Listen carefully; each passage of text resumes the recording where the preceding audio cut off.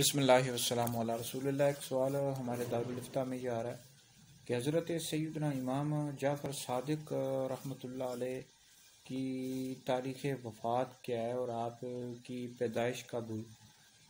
حضرت سیدنا امام جعفر صادق رحمۃ اللہ علیہ، آپ کا جو نام مبارک ہے وہ جعفر ابن محمد ہے، اور آپ کی کنیت ابو عبداللہ ہے، اور آپ کا لقب صادق طاہر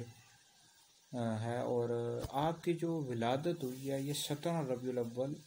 83 ہجری ہوئی 83 ہجری میں ہوئی، اور آپ کی جو وفات ہے یہ